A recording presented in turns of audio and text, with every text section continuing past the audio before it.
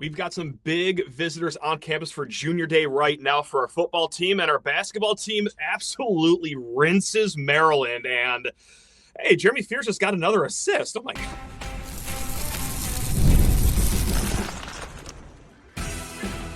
You are Locked On Spartans, your daily podcast on the Michigan State Spartans, part of the Locked On Podcast Network, your team every day.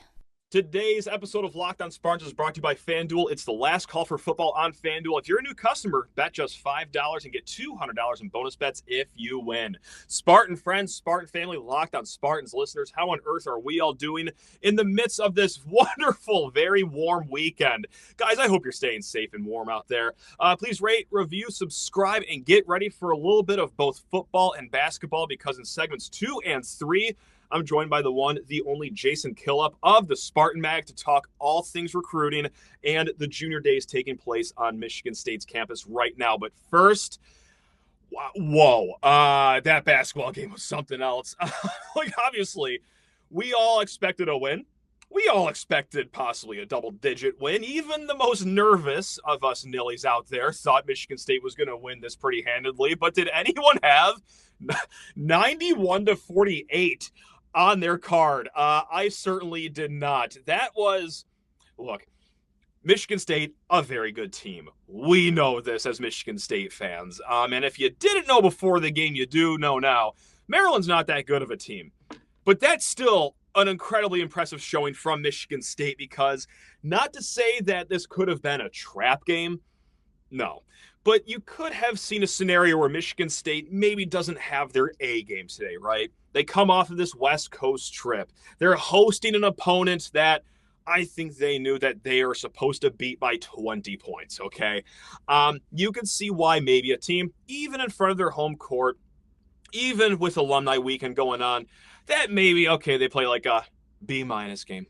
Maybe they just come out a little stagnant. No, it was a walloping from the very beginning of this one. So massive credit to Michigan State for coming out with their A game. I'm not even sure what kind of game that was for Maryland. Again, guys, let's call it what it is. That's an atrocious team, especially when they're missing their best player, Pharrell Payne, for likely the rest of the season. That is not great shakes for Buzz Williams in his first year. And I'll keep on being disrespectful, but I genuinely, truly mean this. And there are upsets all the time in sports, especially in college basketball. Guys, one of my takeaways from that game was if these two teams lined up at Breslin Center 100 times, I genuinely, in the bottom of my heart, think that Michigan State wins all 100 of those games. Maybe if Pharrell Payne is playing, maybe Maryland wins 2 games. But that result that we saw, maybe it doesn't always happen in 40-plus point defeats, but Michigan State dog walks Maryland every single time they meet up in 100 games. I mean, also true. Look, all first-year head coaches, you're going to have some hiccups along the way. But I got to call out Buzz Williams for this. I got to call out Maryland for this. How many times was Maryland going to score, whether it be down 20 points or 30 points or 40 points, and not get ready back in the defensive end and have Michigan State run the ball down their throat for an easy 2 points? Guys, Michigan State, they did the defend, rebound, run to a T here. Let's start with the running portion. Do you want to guess what the fast break point split was here? How many fast break points Michigan State had and how many Maryland had today? 31 for Michigan State, 0 for Maryland. I've never seen numbers like that in transition, and it looked like it too. When I saw the numbers in the box score, like my eyes didn't pop out of my head thinking, oh, that's a surprise. No, it looked like 31-0 on the fast break points. On the defensive end, guys, let's keep on shining up Michigan State here with what they're doing defensively. You've already known that they're the number 1 Ken Pom defensive team, number 2 on Torvik. They are a wagon on the defensive end. And this is the 7th straight game they've held an opponent below 70 points. Yes, all 7 of those games in Big Ten play, of course. And guys, they've played 13 games against Power 5 opponents. This is the 6th time that they haven't just held them under 70 points, but they've held them under 60 points. That helps when you also get 17 points off of turnovers and you limit Maryland to just 4 points off your own turnovers. Really quick on the rebounding. Yes, Michigan State, they won another rebounding battle, 35-24, and they got 17 second chance points to Maryland's 6 second chance points. So just an afternoon to forget for Maryland. And by the under 12 timeout in the first half, you could almost see it, understandably so. You could see it on their faces that they just want to get on that bus and head back to College Park. I mean, guys, what a game for Michigan State, and a game where like almost everyone shined. Everyone played close to their A game, including Jeremy Fears, who had a box score plus minus. Sit down for this one. Maybe you're in your car, but maybe you need to find a seat for this one, because this is another number I don't think I've seen before, at least in a very long time. Jeremy Fears was plus 43 when he was on the court. Now, yeah, that's a jaw-dropping number, but it's also a number where if you read it or if you hear it, you're not too surprised, because it looked like a plus 43 game for him. He had complete command of this game. I don't know how niche this audience is for the reference I'm going to make here, but this really reminds me of playing NBA Live 2005 back in the day. I got my Pistons on the GameCube, and I'm about to wall up the Charlotte Bobcats because I got it on rookie mode. I just want to take my teenage angst out on some team, and I'm going to put the pedal to the metal against this team. Even with Charlie Billups and Lindsey Hunter on rookie mode against the Bobcats, never did I have command over those games that Jeremy Fears had in this conference game right now, guys. Career high, 17 assists. That is tied for second most assists in a Michigan State basketball game. Mateen Cleaves, he did it against Michigan. He had 20 assists in that execution that they had against the Wolverines back in the day. And now he's tied for second place with, of course, we all remember this game. I believe it was on Big Ten Network. Gary Ganakis against Rochester back in the 70s. He also had 17 assists.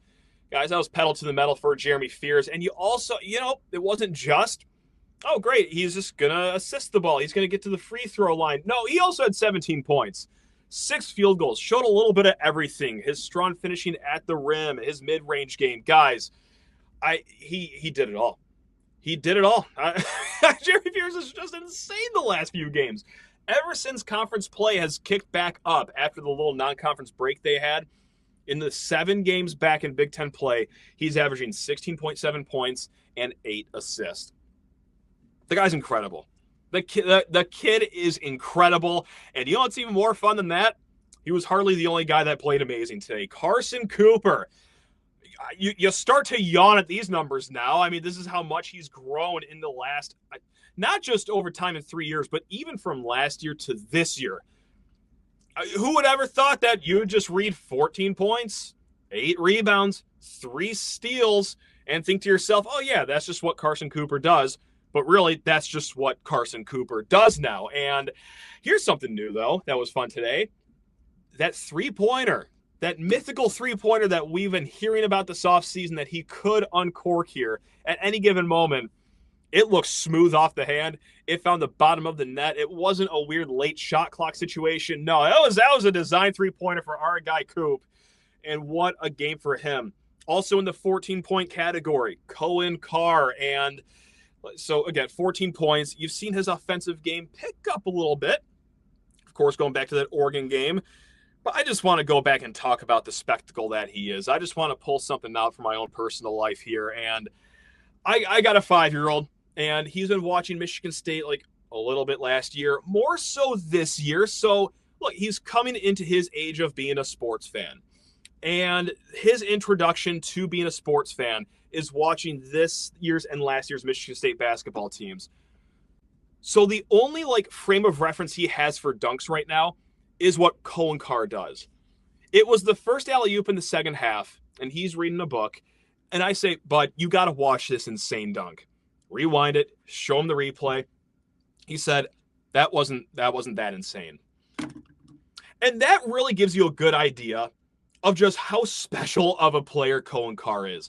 All that he knows is that this freak athlete has these dunks routinely. Someone that's in their early to mid-30s like me, maybe like you, maybe older, maybe younger, you realize how special and how freakish he is on the basketball court. But for someone young whose only exposure to basketball is that, I almost feel bad for my son, because this is like taking your first few flights being in first class. All right, this is like the first roller coaster that you rode. It was Millennium Force. And now everything else after this is just going to be, this is what civilian dunks look like. Oh, I'm flatly not interested in basketball. I wonder if this is going to ruin the game for my son. I'm going to be honest. I'm going to start with the Coen Carr experience, and then whatever happens from here on out the rest of his life, that's going to be incredibly underwhelming. But just wanted to share that tidbit really quick. Guys, Jackson Kohler, 11 points, 8 rebounds, 4 of those offensive rebounds. Even Cam Ward was awesome, 8 points, 3 rebounds. He had 2 blocks. Jordan Scott, he nailed 2 3-pointers, 8 points. Guys, that was Michigan State's A game. Again, I don't know what kind of game that was for Maryland. Let's call it their C game, maybe their D game. That might be their A game. I'm not sure. That's a horrible team. But that is a really good showing from Michigan State coming off the West Coast trip, and even a tough stretch. Might be a little bit of a look ahead spot they could have had today, because look, going on the road at Rutgers, the next time you play at Breslin, of course, will be the Michigan game. And then you got to go to a spicy Minnesota team, might I add, and then home against Illinois, at Wisconsin. I mean, it's not the stretch they had to end the year last year where it was, 7 quad 1 opponents. But that's still a tough stretch coming up for Michigan State. No look ahead here, though. They were dialed in. Massive credit to the players. Massive credit to the coaching staff. I wonder what Izzo could even be upset about after today's game. I don't even know if there is anything. And that's probably got to upset him in a weird way. Guys, we're going to be back, but with Jason Killop. We're going to talk about junior days, football recruiting. But first, I need to talk everyone's ears off about FanDuel Sportsbook, because, we got some great games on tomorrow in the NFL, guys. And it is last call for football on FanDuel. One final Sunday, one last kickoff. Oh, it's coming to an end. It's kind of sad. But the final chance to get in on the action before the NFL season officially comes to a close is right here. Guys, this Super Bowl 60, FanDuel is making sure that you're in the middle of it all with a special offer just in time for the biggest game of the year. Whether you're backing the favorites, riding the underdog, building one last same game parlay after the AFC and NFC championship games wrap up, this is the game that everyone's going to be waiting for. This is where your predictions turn into plays, stats turn into storylines, and every snap feels bigger. It's a perfect way to cap off the season and make the Super Bowl even more exciting from kickoff to the final whistle. Gang, if you're a new customer, bet just $5 and get $200 in bonus bets if you win. Make it count, because after the Super Bowl, it's done. It's over. It's done. So it's last call for football on FanDuel, the official sports betting partner of Super Bowl 60. Visit FanDuel.com to get started. Also, guys, really quick before you're joined by Jason Killop, the Everydayers Club. That's right. That's for you guys out there, the ones that listen to every single episode of Locked On Spartans. Starts at $5 a month. You'll get ad-free audio episodes. You'll get exclusive opportunities to get some show merchandise. Guys, it starts at $5 per month. The link is below if you're interested, so go ahead and jump on that. Folks, it's not just a Michigan State-Maryland basketball game going on this weekend, but also, hey, swing on by the Tom Izzo football building, because junior days are rolling, and I can't talk about this just by myself. It is the one, the only Jason Killop of the On3 Network. He does great work over at the Spartan Mag. And Jason, let's say people are driving home from the basketball game. They know of college football recruiting, but they're mostly happy people that just focus on the games. What? Why are junior days so important? What is the benefit? What's going on in East Lansing this weekend?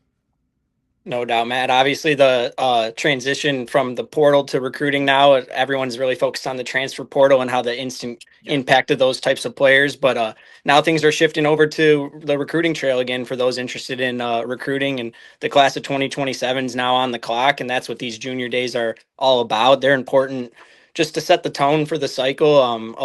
A typical timeline for these recruits is they take these junior day visits now, and then they'll narrow down their list a little bit and take some spring visits out and get to campuses for spring practices. And that's when they'll really cut down their list and narrow things down to the 4 or 5 schools they want to take official visits to, and then make a summer decision. So that's just a typical type of timeline for these recruitments. And it all starts with these visits here. Michigan State's got a good amount of talent coming to campus this weekend that they're going to try to hope to secure spring visits again and to keep getting these guys back on campus in order to get an official visit down the line. And As you know, Michigan State excels in these junior day types of situations with the atmosphere that basketball games in the Breslin can provide. Not every school has that as a, a stop on their junior day visits, and those recruiting visits have led to a lot of commitments in the past and things like that. No doubt. And it's also important to note that this isn't the only junior day weekend taking place. There will also be one next weekend too, but let's just focus on the names up in East Lansing this weekend right now. And there's a handful, many of them, not just from the Midwest, but a good handful from the Chicagoland area, but also more importantly, and more understandably, from the great state of Michigan. And look, let's just go through some of the top names, Jason. I don't think there's a bigger name than this kid right here. 4-star edge, Myles Smith, top 200 kid, top 30 edge kid from Farmington. This is a position that is, well, of need with every team, but it's a position that's been kind of lacking in the talent department here in East Lansing the last few years. And I know that this kid can't just help us next year immediately, but it never hurts to get some good commitments. Now, I'm not expecting a commitment right now, but this is just where my eyes go right now. Can you keep Myles Smith in the fold for these spring visits, official visits, just to the cycle? Anyone else top Myles Smith for you, Jason? Yeah, I agree with you. Him being the most exciting visitor that's coming to campus this weekend, and that's a recruitment that Pat Fitzgerald wasted no time getting himself involved in December when he got the job. Was one of the first offers extended by the staff in East Lansing, and he didn't hold a staff or an offer from the previous Spartan staff. So Smith is still learning about this new staff, and this visit will go a long way in that. And obviously he's got some pretty hefty competition with Oklahoma, Ole Miss, Michigan, Indiana, Absolutely. and others also recruiting him as well. So Michigan State's going to look to make a strong first impression here over the weekend. And like you mentioned, that's where I'm sure they'll be able to get him back on campus for spring practice. And those visits will determine if they can be a real player in official visit season and things like that moving forward. After him, who's like another name or two that really has your eyes? Because there's another 4-star. I mean, there's some good 3-stars that we'll talk about here in a second. But hey, what better than ask you who the biggest name is right behind Myles Smith? Yeah, I mean, ranking wise, Jakari Lipskey, 4-star offensive lineman from Kalamazoo. He's another guy that was not really being recruited heavily by Michigan State prior to Pat Fitzgerald's arrival, and another guy that he made a priority right away before Nick Tabacca, the offensive line coach, was even hired. Fitzgerald offered, and LSU and Auburn also offered this past winter, and they're both making pushes of their own. Michigan's going to be involved. So again, that's just slotting yourself. Hopefully Michigan State can, with being so close to home, get visits in the spring and slot themselves in line to get an official visit down the road.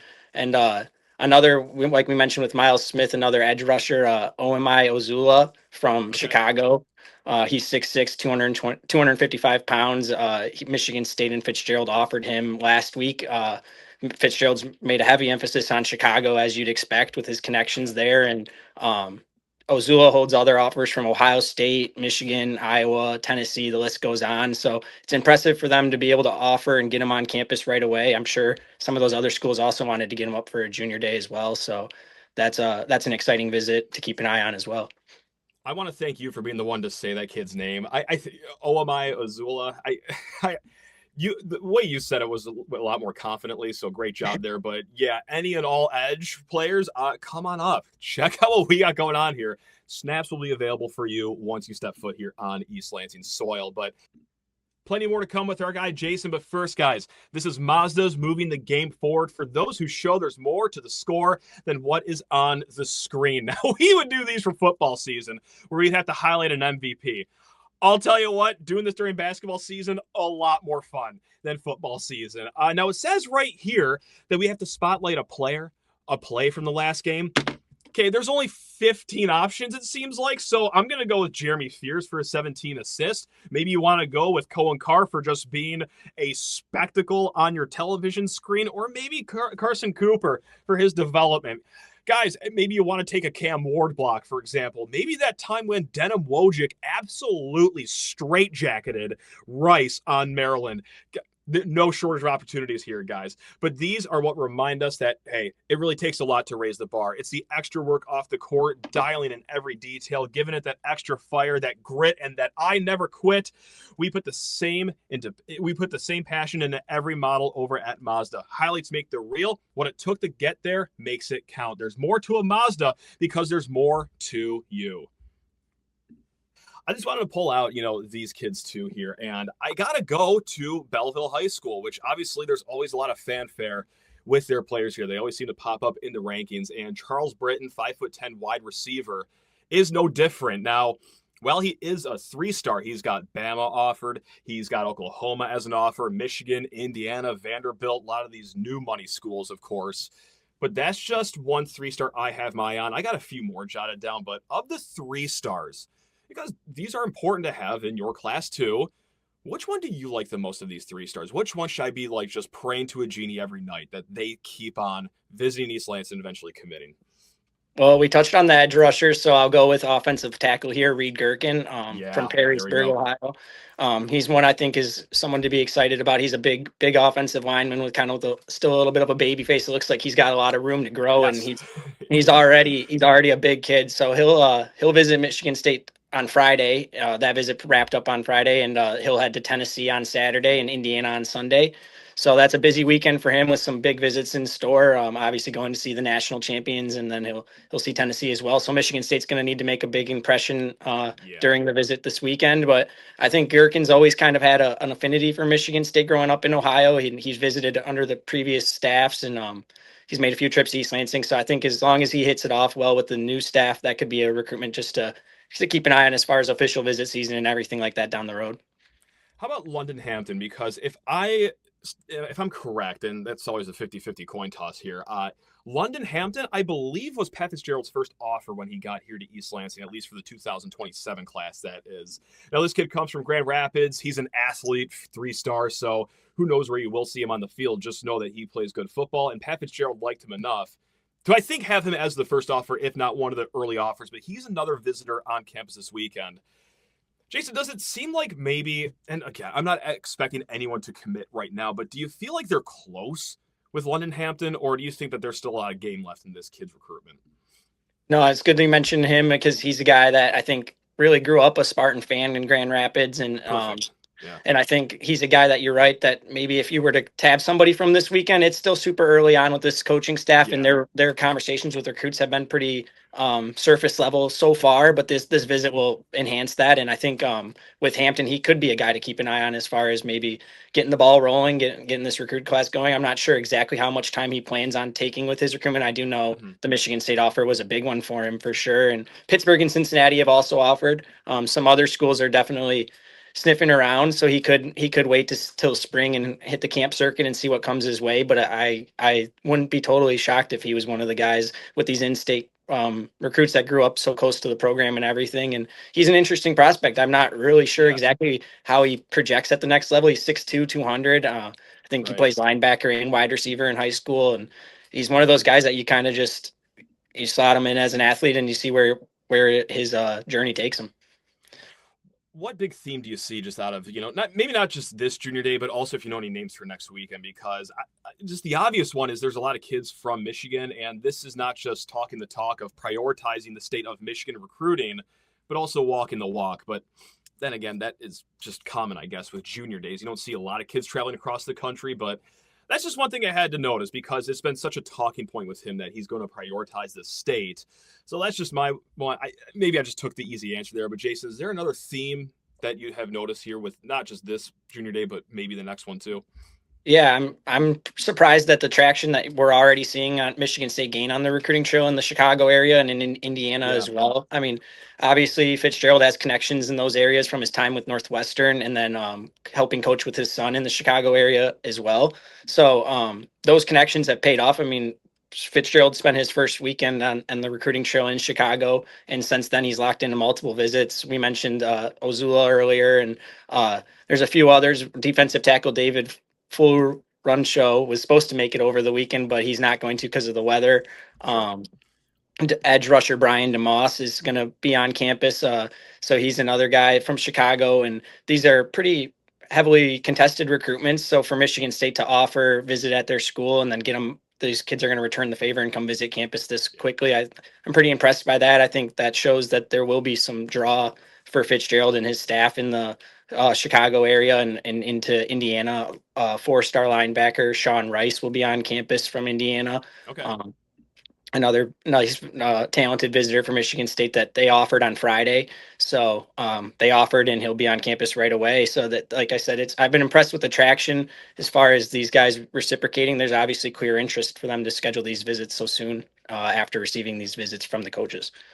And it's not just these talented players coming to East Lansing this weekend and next, but also Pat Fitzgerald and the staff, they have scrambled the jets. They are traveling, I feel like, every 2 hours on social media. I'm seeing Pat Fitzgerald or an assistant coach in another high school athletic director's office or a basketball gym in some random high school. So they're hitting the trail hard. What theme have you noticed with where he's going here? And take that, whether it be regionally, positionally, anything that you've picked up on so far, or is it all just he's trying to cover as much ground possible to get the grassroots really embedded here?